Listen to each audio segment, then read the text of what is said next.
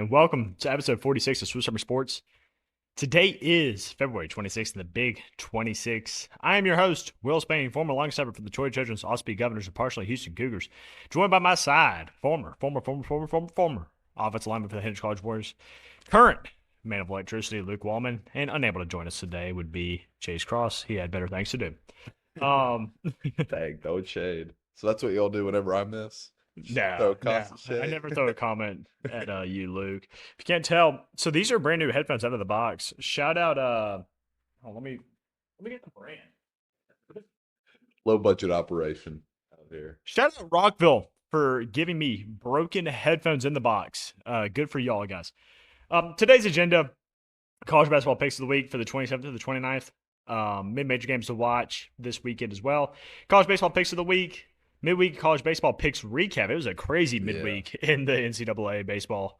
NASCAR heads to St. Pete for the trucks and then COTA for the Xfinity and Cup. We will give a picks and preview for all three of those series. The Cognizant Classic, a very uninspiring field for the PGA Tour this week. We give our picks.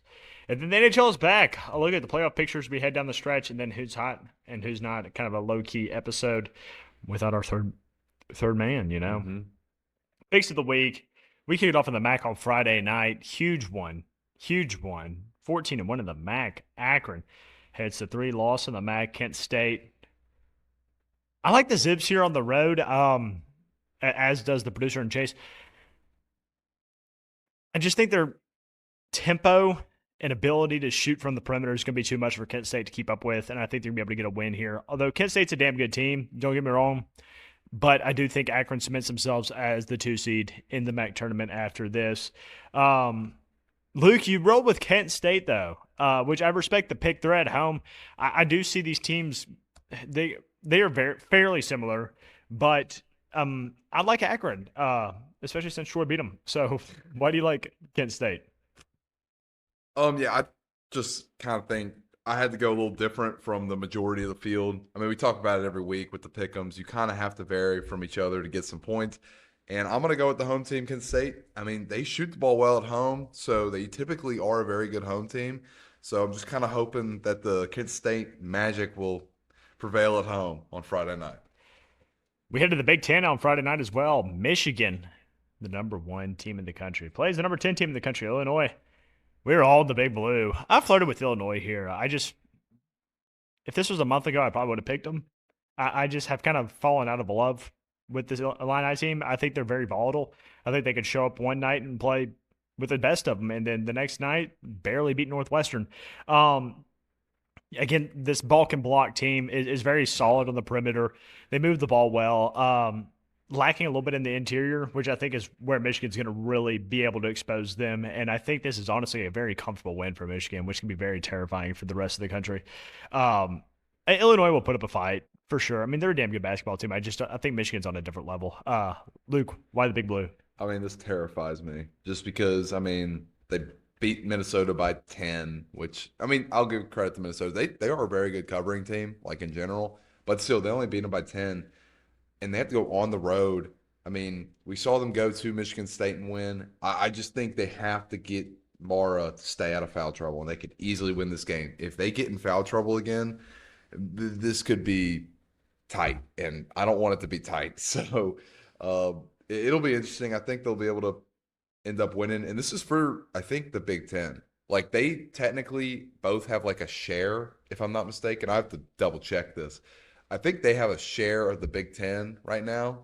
And this kind of boots Michigan ahead, potentially. I'd have to look this up. But I know Michigan right now has a share of the Big Ten title. So this possibly is for the regular season Big Ten. Yeah, well, I can't wait for that second round exit for the Big Blue. I'm just messing with them. It's a damn good basketball team. Interesting one in the ACC on Saturday when Louisville plays Clemson. These are 2 teams that I can't quite get a grasp on. Louisville looks great until they play a good team. Clemson looked great until like the last week, and they've rattled off 4 losses in a row. Give me the home team. Clemson's a good basketball team, so surely Louisville's not going to show up. And they also really seem to struggle on the road. And this is a Louisville team that has a lot of talent. I do think Clemson's going to be able to manage them on the perimeter. I think they're going to play with a little bit of tempo, and they're going to make Louisville a little uncomfortable. I think this is an absolute sweat of a game. I think it comes down to a basket or two, and I think Clemson's going to be on the right side of it. All of y'all, Luke, Michael, and Chase, went with Louisville. Why do you like the Cardinals? Yeah, like you said, they do really struggle on the road. But even though they really should have probably beat Carolina, they still lost by 3. Which, if you compare all their other road losses, like they lost to They Tampa. were down, and correct me if I'm wrong, like 10 with 2 minutes left in that game. They kind of Yeah, climbed it back. yeah. No, they were, but still, like they have progressively gotten better on the road. So I just think this Clemson team, Florida State, I'm not going to really say it's not a good loss, but Florida State's been playing extremely They've been well as playing of damn late. good. So, but the Wake Forest loss is really just what kind of cements that for me. And they lost to Bot Tech. Played Duke relatively close. They did cover. I just think Clemson's completely fallen off the rails, and I think it continues with Louisville. I think they get right in this spot. If you're a Clemson fan, I'm not. My sister gets there, but I'm not a fan. You gotta hope they win this one Yeah. because you got North Carolina to end the season, basically. And I mean, they should be Georgia Tech. But moving on to the SEC on Saturday, Vanderbilt and Kentucky play a big one in Lexington. Both teams have their ups and downs in conference play so far. Vanderbilt kind of more down than up, and Kentucky's honestly looked well. They did look better, and then they rattled off 3 losses in a row to Florida, Georgia, and Auburn, and then skated by a South Carolina team that is pretty atrocious because Mississippi State was competitive with them, and that means they are bad. So give me the doors. This is a Vanderbilt team that, yeah, they have lost some games, but they play every game really close, whether they were getting blown out by 20 and lost by 1 or it was just close the entire time. I do think size may be a potential issue with Oweh in the interior. However, I think Vanderbilt will be able to make enough perimeter shots to keep Kentucky at arm's length because Kentucky really just isn't shooting the basketball well right now at all. They aren't able to score. Vanderbilt plays solid defense. They are able to score. Give me the Commodores on the road. The rest of y'all went with Kentucky. Why do you like the Cats? If you look at every one of Vandy's losses, Texas, I'm not going to speak on Texas. I don't know if they have a good big guy. Florida's got a good big guy. Arkansas's got a pretty solid big guy. Don't know about Oklahoma. Missouri's got a good big guy. Tennessee's got a good big guy. Like there's a very Georgia common has a theme. good big guy, though. Yeah, but Georgia's also just like Kentucky. It's either they shoot lights out or they absolutely suck.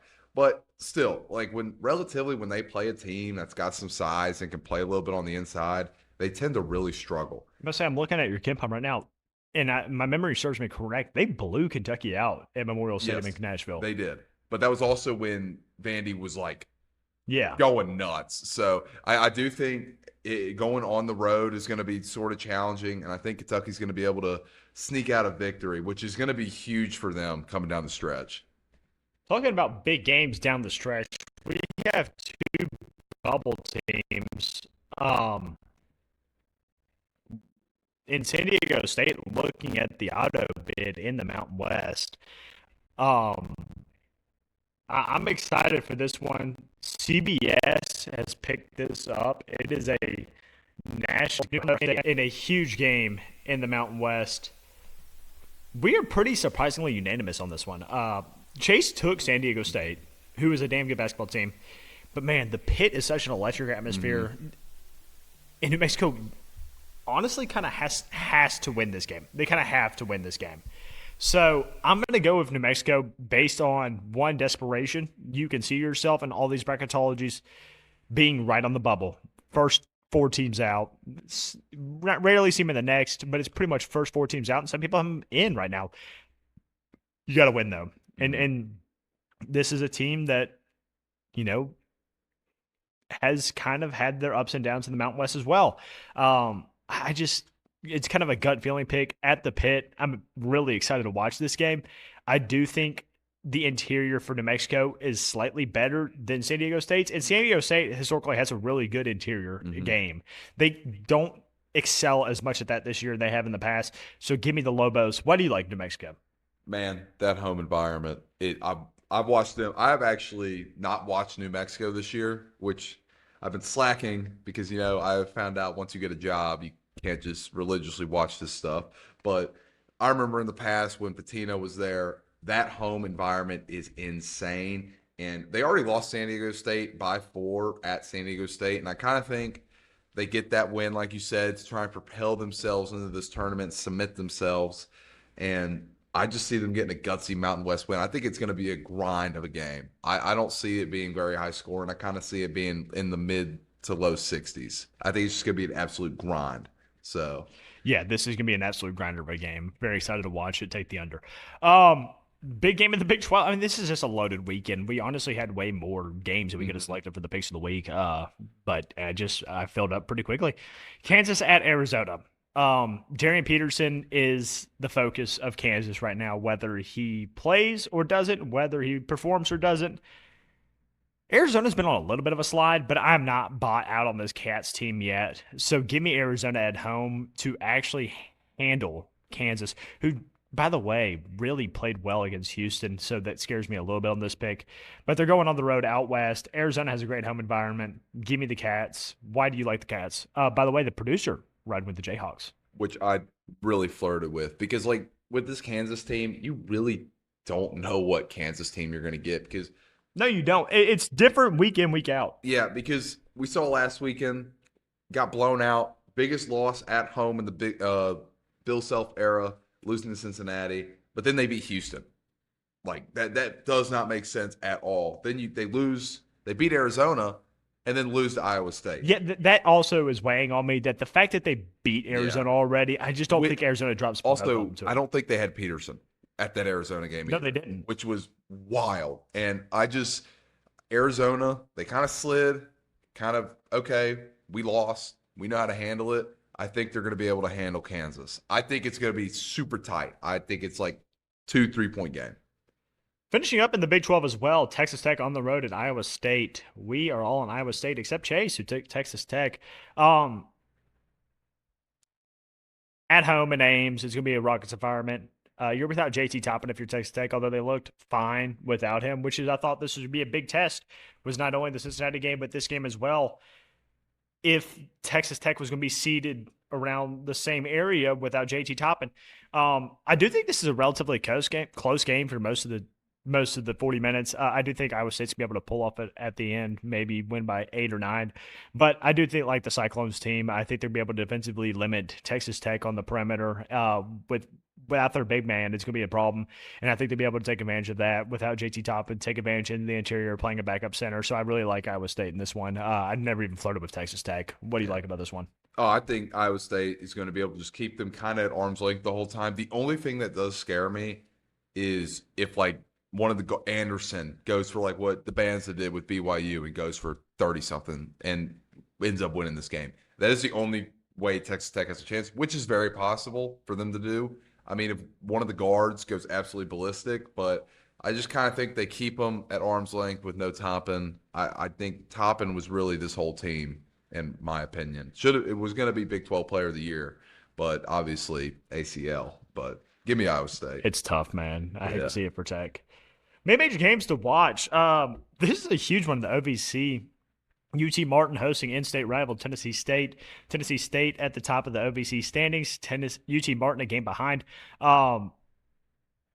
This is massive. I mean, the OVC tournament set up like the Sun Belt. It's like that gauntlet. And this UT Martin team that I was pretty big on at the beginning of the season, even midway through the season, they've kind of started that slide towards the end of the season. And maybe these European boys aren't used to playing this extensive a schedule, but I do like the Skyhawks at home. I think they are better than this Tennessee State team on paper. So especially with home court advantage, I'm going to take UT Martin. But this is a really exciting game to watch on ESPNU. So tune in to Tennessee State, UT Martin. Chase has a big game in the Sun Belt. Appalachian State at the top, well, tied with 3 other teams, including Troy. That's why we're investing in this at the top. If they lose, it kind of opens the door for the potential for Troy to get the 1 seed. Opens the door for Marshall. Opens the door for South. It's chaos It's in the chaos belt. if they lose this one. Texas State's only lost one game at home all year, so I'm really looking forward to watching this App State Texas State game on Friday. But Luke, tell me about your A-Sun. In the last year of the A-Sun, yeah, it's Wait, turning what? into the United Athletic Conference with the WAC. Talk to me about I Central did Arkansas not know versus Queen. that. Yeah, last year of Queens University too. So let's talk about I these. did. I saw. Let's talk about these last. Yeah, no, I did see the Queens thing all because of the South Carolina upset. So, yeah, this is for second place in the A-Sun. Queens was my preseason pick, I think, to win the A-Sun. And Arkansas State, or sorry, excuse me, Central Arkansas has been really good this year. They're coming off the Austin P win, and they are the home team. And I do think Arkansas State's going to be able to edge this out strictly because they have a guy that is a dude, averages 19.4, Yeah, and 100. they're at home. But, I'm going to pick Queens because I picked them preseason. So I think they're going to somehow, like last time when I picked them, have some magic and get it done. Um, Dude, imagine when this Queens University team folds, they combine the best players from Elon and Queens. I They're going to be know. terrifying in the It's going to mid-major be. rank. What are they going to call themselves? They should be Elon. Oh, Yeah, okay. Elon's like The Queen of Elon? Queens. Yeah. Okay. So But yeah, I saw that. That's crazy. it is, man. It's a weird time in college sports. College baseball picks of the week. Again, we have a lot of these in-season tournaments, which are actually what I'm going to be turning most of my attention to because Mississippi State's in a banger of a tournament. Troy's in a banger of a tournament. East Carolina, but we do have some series to pick. Oklahoma's looked a little shaky lately. Yeah. And I honestly flirted with the Gonzaga on this pick because Gonzaga has a good baseball team and historically has a good baseball program. But we are all on Oklahoma at home against Gonzaga. I do think that SEC batting power should be able to take over in this one. You're with Oklahoma as well. Yeah, and I'm going to give credit to Arizona State. They went into Oklahoma as undefeated. I think they were 8-0 and ended up beating the crap. So that might be more of a we're underlooking Arizona State issue than a Oklahoma issue, which they did win that second game in that little series in the midweek. So I do think Oklahoma's a good team. You're going to have their 1, 2, and 3 pitching this weekend. They should handle Gonzaga. 100%. We then move to a very interesting series with two teams that could play factors in their conferences. 7-2 Jacksonville State on the road against 3-loss Memphis. This is a Memphis team I have no idea what the hell I'm getting. They got blown out by Little Rock and then blew out Little Rock. And then anyway, that's why I'm taking Jack State. I don't think Memphis has the pitching. I do think this Jack State team's really good. They've looked really good in the early season, so I'm going with the Gamecocks. As much as I hate that, whoop Jack State. But and Chase agrees. Obviously, us Alabama boys have ball knowledge. You and the producer like the Tigers, though. Oh, I'm completely hoping. I mean, I'm just like, why not? They scored 25 runs, which I know they lost the game before or whatever, but they scored 25 runs. The offense has to be like, okay. I think it gets Toledo every game in that series. They're 3-5. Memphis is. Yeah.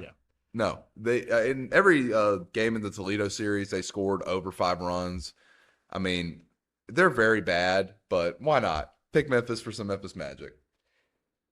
Rivalry game in Florida and baseball that the American Conference basically turning to shit has taken away from us. USF plays UCF. UCF 4-3, USF 7-2. I think this is a very tight series, a very inspired series. I do think UCF gets it done. I think they are a pretty damn good team. They've struggled a little bit early in the season. I do think they're better than USF. Chase agrees. You're on the Bulls though with the producer. Yeah, I've actually watched a handful of USF games, and they've got a solid offense. And from what I was gauging, obviously I don't know about the starters, but their bullpen played pretty well in both games I watched. They played Georgia Southern, which obviously sucks. Dude, Georgia Southern is so bad. I know. And then I watched them play somebody else pretty tightly. And I'm just kind of rolling. USF's got a thing to prove. You're the mid-major team versus the power conference. You're going to want to have some magic. So give me USF.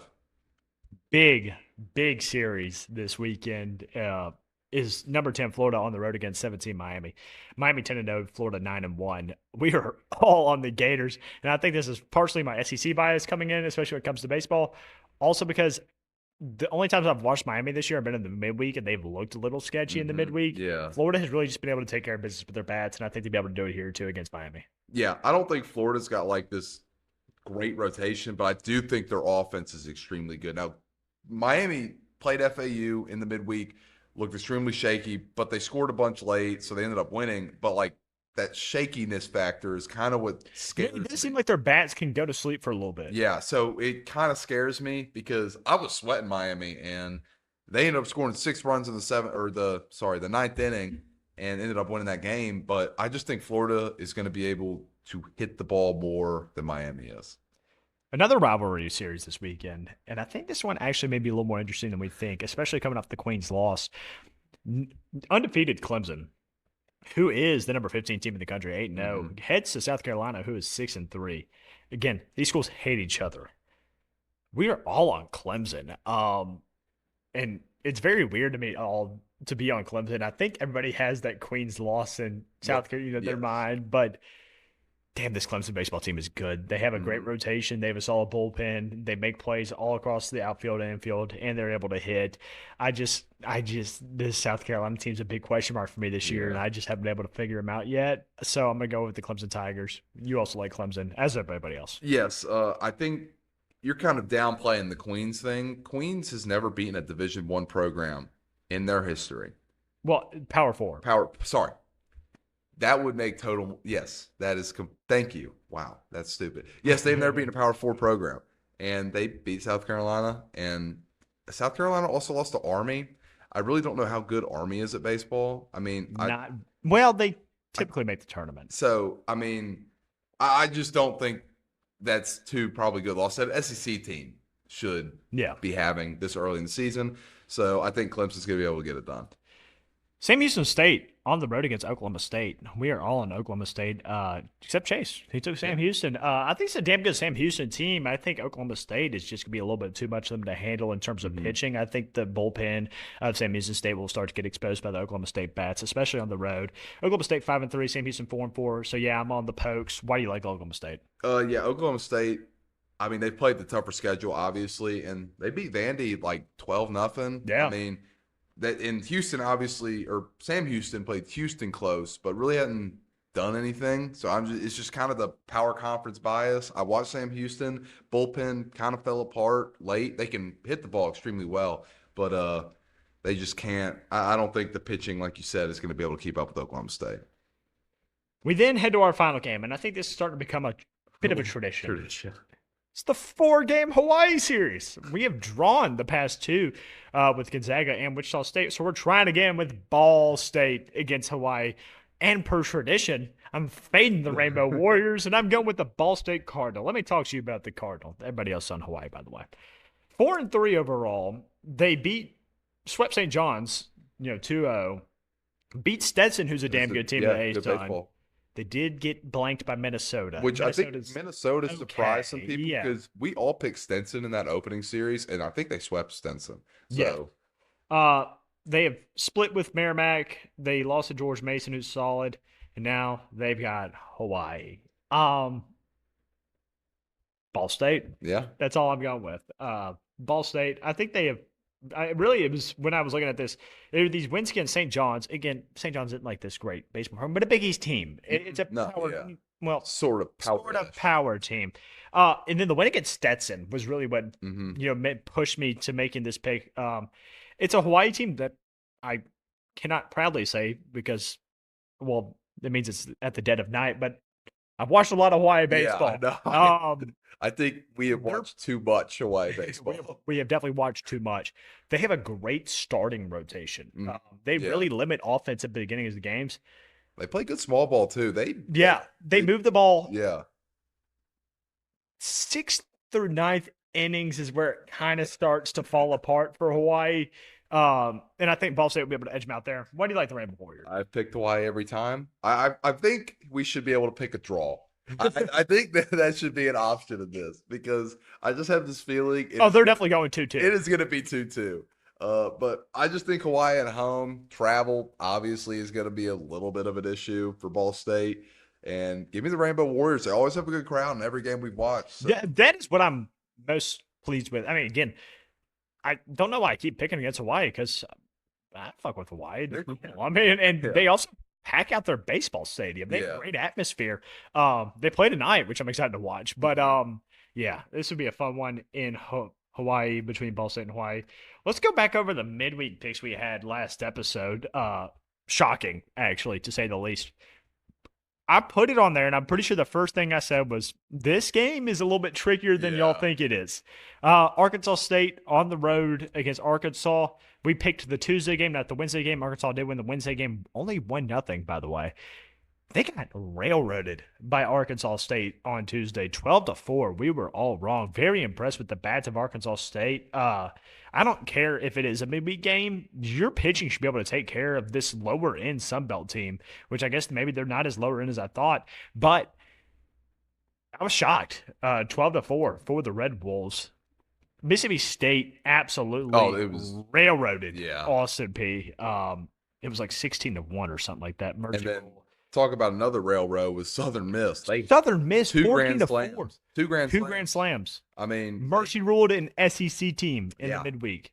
the Sun Belt had a hell of a midweek. I mean, I'm pretty sure the RPI has us the third best conference right now in the country. We're a Power Four baseball conference. yes, I mean, y'all are it like is. the Big East for basketball, Yeah. and baseball. 100% loaded in baseball. Even Georgia State got a big win against Georgia Tech. Yeah, I know. Coastal just keeps winning. Yep. I think. Oh, who was the other team?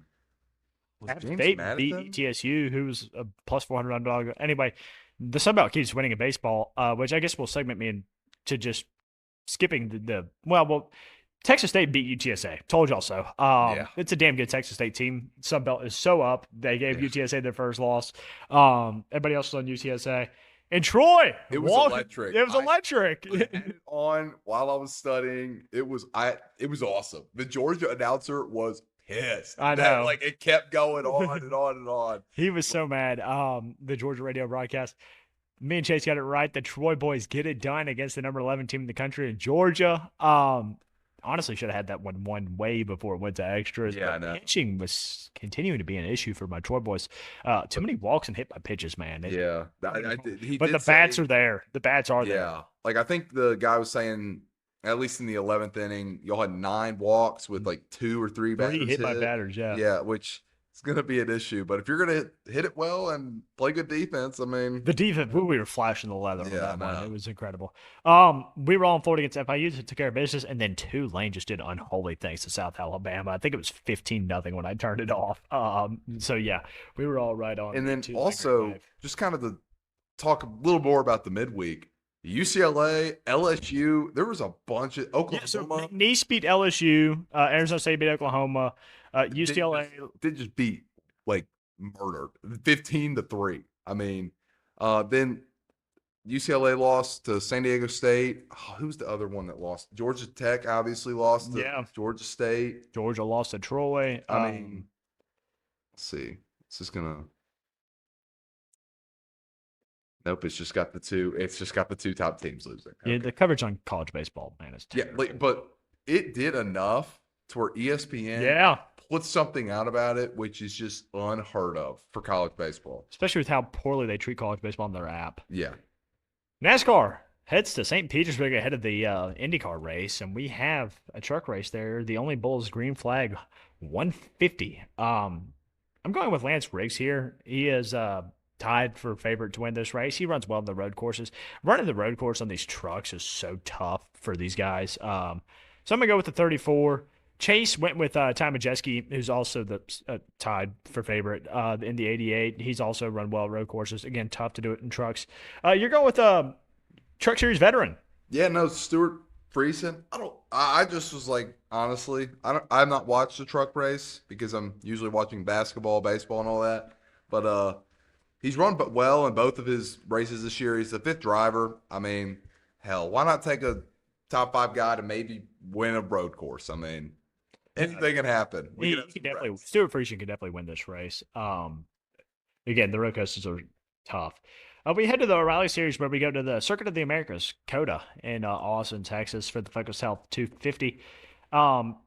Yeah, Shane Van Gisbergen and Connor Zilish are both running this race. I don't think y'all picked up on that. So I went with Shane Van Gisbergen, who wins every race on the road courses in just needs that in this O'Reilly Series. Give me the 9 car. Although if an O'Reilly guy, full timer is going to win it, I think it is your guy. Yeah, no, I'm gonna go with Jesse Love. Finished first last year in the O'Reilly series. So, I mean, he's fourth driver this year, run well this year, finishing ninth and then fifth. Maybe road course, if he's a good driver, obviously, he might be able to sneak one out. And then Chase, he's dying on the Austin Hill. He is going with Austin Hill again. Again, Austin Hill's a stud. So, and then the Cup. This was a layup. Give me Shane Van Gisbergen. He doesn't really lose. Connor Zilisch will pose a threat, I promise you, in the Duramax Texas Grand Prix presented by Relodyne. Yeah, give me Shane SVG. Not only is he elite on the road courses, I think his car is really fast this year because he's been running well Yes. on these oval tracks, which is historically what he does not do. And Connor Zilisch has not. I think he's really gotten into the flow of NASCAR and how to operate these stock cars. So I really like SVG now that he's even more comfortable in a stock car to go back to the way he likes to race. And before you agree with me, Chase took Daniel Suarez, who is a great pick, by the way, good road course racer. Luke, SVG. Yeah, no. And like you said, he's been running fast this year. He came sixth last week in Atlanta, which I was watching my dad, and he was shocked that he was up there. And I was like, well, what? Why is that? Apparently, this dude's a god at the road course. He's a road so, course demon. Yeah. So, like, obviously new to NASCAR, but I'm super excited to watch the road course this weekend. I believe he won 6 races last year. Do you know where all 6 of those races were? He won 5. 5. Let's see. All 5 are road courses, Luke. Every single one. It's insane. The Cognizant Classic, it's a lacking field this week in the PGA. So why not go with the guy who's returning to the PGA? Get Brooks Koepka. If he's going to win, I'm thinking surely it's this field that he does it against. He hasn't looked great so far because he still can't putt, but give me Brooksy. Chase went with Rasmus Højgaard. I think it's a great pick, but I also love your pick, Luke. Yeah, no, he's captain in my golf lineup this week. Aaron Rai played really well last week. I've kind of liked him. Like last year, he had some battles with Batia in a few of these tournaments where not a whole lot of these big names are playing. So, I'm just going to go with Aaron Rai. Hell yeah. That is the. He still wears black gloves. That's, ooh. Which is aura. Yeah, it's a little strange. I think he wears 2 gloves. Again, I don't know why these big guys aren't playing, man. We're in Palm Beach, Florida. Couldn't be much better. Shout out Zalatoris for freaking dropping out, and he was in my lineup. He's on my bench. Yeah. That's absolutely good. I refreshed my PGA Tour app this morning to see that my bench player withdrew. So that's pretty. And like you should be able to sub that out. Sub it out if everybody has not teed off yet. But that's a different thing. Hockey is back in terms of the NHL, and I am very, very happy that that is the case. I love the Olympics, but it has its time and place, and I was craving some NHL hockey. As it flashed on the screen, the Oilers only have 24 games left, so everybody's around that mark. We are really down the stretch here in terms of the Stanley Cup playoff picture. Let's take a look at that picture. Eastern Conference leading the Atlantic. The seeded teams are the Tampa Bay Lightning with 80 points. The Canadiens and Sabres tied at 72. In the Metro, the Hurricanes with 78. Pans with 70. And the Islanders, man, sticking around at 69. Wildcard 1 would be the Red Wings, 72. Boston Bruins, 69 wildcard 2. 2 games out, or 2 points out, would be the Washington Capitals. 4 points out, the Blue Jackets. 6 points out, the Senators, as well as the Maple Leafs. And then the surprise, man, 8 points out, the Florida Panthers, who are tied with the Philadelphia Flyers. And then that's kind of the cutoff. I don't believe the New Jersey Devils or the New York Rangers really have much of a breath to get into the playoffs this year. And in terms of what I think is going to happen in the Eastern Conference, I mean, we kind of have to look at tonight and how these teams look coming up to break. But I do think Tampa Bay Lightning are pretty cemented in there in the Atlantic. I do think the Montreal Canadiens will suffice and be a seeded team in the Atlantic. I also expect the Buffalo Sabres to drop to a wild card, and I think the Washington Capitals will take their spot in the Metro. Excuse me, not the Capitals. I do think the Florida Panthers, once they get healthy, will take their spot. I really do think they'll go on an immaculate run, and I just can't see this Florida Panthers team missing the playoffs. In the Metro, though, I do think it's going to be Carolina at the top. I do think Washington will climb back in there, and I think Detroit will climb back in there as well. I think the Islanders will actually be phased out of the playoffs. Wildcard teams, I think, will be Detroit and probably Ottawa or Toronto. I just don't see Boston getting it done. But again, not a lot of hockey left to be played. We got to see how these teams play in the next couple of weeks to really get a grasp of what's going on in this playoff picture. Then the West, it's a little bit more chaotic in terms of non-Central Division play. The Central's locked up. It's the Avalanche, Stars, and Wild. They're going to be the three-seeded teams in the Central. In the Pacific, the Golden Knights have a 5-point lead over the Ducks, and then the Edmonton Oilers, who have lost 4 in a row, are the third seed. In the Pacific, they play the LA Kings tonight. The Mammoth and the Kraken are the top two in the wild card. 3 points behind are the Kings. 4 points behind are our Nashville Predators. 5 points behind are the San Jose Sharks, and then 9 points behind are the Winnipeg Jets. So, yeah, I do think it's Avalanche, Stars, Wild in the Central. The Pacific is really up for grabs. I think Vegas has pretty much cemented themselves as in. Cannot fathom my Edmonton Oilers being a wild card team, so I do think they will be a seeded team. I do think it'll be the Ducks, though, who will be the third seeded team. This is a really high-powered offensive team. They take a lot of chances. Which is probably going to come back to bite them in the playoffs. But I do think the Ducks will be able to get it done and be a seeded team. Wild card, it's anyone's game at this point. I really think it'll be the Mammoth and the Kings, but I do think the Nashville Predators have something to say about this, as do the Seattle Kraken. So we will see what happens. I just wanted to touch on the NHL real quick before we finish it up, because it is a shorter episode today. Hot and not. Chase's is Jack Hughes in Sacramento State. He's not here to explain why either of those things are as hot and not. So those are as hot and not. I can explain the Sac State thing. Okay. Well, everybody knows why Jack Hughes is hot. Yes. Why is Sac State not? Well, apparently their evaluation for like how much money they would make is like hundreds of millions of dollars off of like they're losing a bunch of money. They're going to projected to lose a bunch of money joining the MAC than they thought. They thought they might lose a little bit, but still would gain a lot of money. They had some bad financial advice, apparently. So, ouch. If that is what he is talking about, it could be something that's completely. That's got to be it. Yeah. So, yeah. Why else would Sac State be in the news? I don't know. My Hudson U.S. men's team, did you see the bender these boys went on? And I ain't gonna lie, Jack Hughes and Tage Thompson looked rough. Pre-game ceremonies yesterday for the Sabres and the Devils. I would be too. Dude. I mean, it's the Bender was calling, and they answered the call, as I would have too if I won the gold medal in men's hockey for the first time since 1980. My not are people without jobs. And let me go on a little tangent about this. Let me make sure I'm not stepping on toes here. Hockey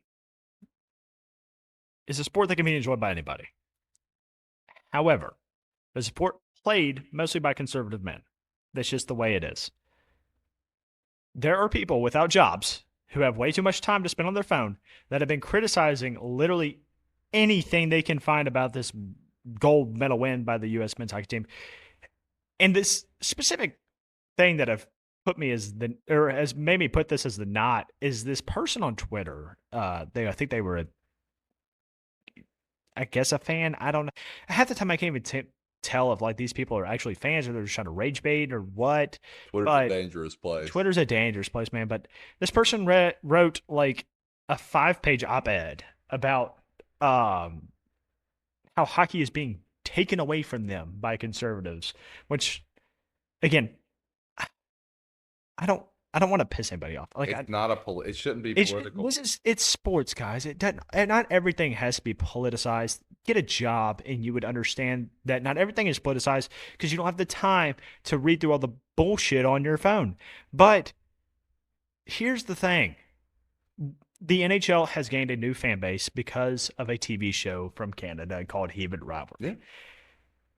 Yeah. These Heated Rivalry fans are starting to find out that the NHL is not like the show perceives it as. Oh my God. Do you want them to change for you because you like watching hockey now because of a TV show about dudes kissing each other? I just don't get it. Get a job. Stop quit spending so much time on your phone, guys. Let's all get along. Let's all be nice. Why does everybody have to hate on any little thing? It just pisses me off, man. I'm just tired of it. Just watch the damn sport. You can criticize about shitty goaltending for all I give a shit. I mean, like, that's valid. I'm very pissed at Tristan Jarry. I think he's ass. But that's more valid than being like, oh, yeah, and the joke by the president probably wasn't the best. But these boys just won a gold medal. They were pounding Michelob Ultras, so they were I know. They weren't. We have gone away. Well, if you think a certain way, you're allowed to have slack, and if you don't think a certain way, you're not allowed to have any room for error. And it's like it just any sort of grace to a certain type of people has completely gone away from being. I mean, it's just like you head deserves to get cut off, and you just had no job and no life if you um, go visit the White House. But anyway, this just get a job, please. Just quit typing so many damn words that no one really gives a shit about. Luke, what's your And hot I want to nut? speak on this too because did you see that random Canadian player that the Yeah. NHL Okay. tweeted So about? this is a great aspect, a great point of my whole thing. Yeah. They post a picture, the NHL does, the official account, of not Dylan Lorcan, who plays on the U.S. men's national team, of Dylan Strome, Canadian, who did not make the Olympic team, at home with his daughter In in princess princess outfits. stuff, saying girl dad. Pretty pro-feminine thing. Well, apparently not, because there He was got about attacked. 500 comments Yeah. of just the worst things you could possibly say to a person, and had to get taken down because the family's getting death threats. And the wife posts on Instagram like, "Hey, we're Canadian. Yeah. We weren't even at the Olympics. Like, this is how crazy it's got, guys. I mean, just touch grass." Luke, Yeah. what's your hot nut? My hot is gonna be Ski Gang. It's a group chat that is basically all of Will's, Troy's friends, plus like me and a few of our other buddies from Memphis, and we're gonna play some Fortnite, and we all suck except for Evix. So it's Target Evix tonight. Trey Gang runs A block. So I A am block, excited. brother. A block. A block does never get stunted. I'm On the excited block. to play some Fortnite. I haven't played so long, so it's gonna be good to get back on with the boys. Am I not? It's gonna be Tez Johnson. I mean, Ooh, Tez that's a Johnson. rough look for former Troy Trojan Ted Johnson. Yeah. Man. And now, before I go with the Tez, I do want to say I have a side knot. Apparently, a meth head tried to stab someone at this guy I'm in class with's work. Almost stabbed one of the foremen there. So that's awesome. But my other knot with Tez Johnson, dude literally proposes to his fiance. Oh my gosh, so happy.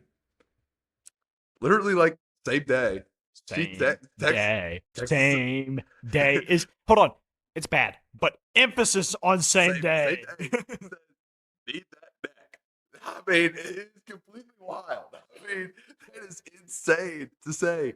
First off, cheaters are shitbags. Like, cheaters are the worst possible humans on this earth. And then you're gonna literally like it does not make it any better that you're cheating on your now fiance. Like, there's no telling how long he was Same day. cheating. Same Yeah, day. and apparently dude's a sociopath too. So, or psychopath or whatever word. I can't remember if she used socio or psycho. He's crazy. Bottom line. So, I yeah, take it that they're not engaged anymore. yeah. No, sadly they are not. I really do feel for the fiance. It's just a shitty thing to happen. So that is why my knot is Tez Johnson. Be better, Tez. That's terrible. 42 minutes. That'll do it for episode of 46 of Summer Sports. Join us on Monday when we break down all the Wednesdays weekends action. Until then, have a good night.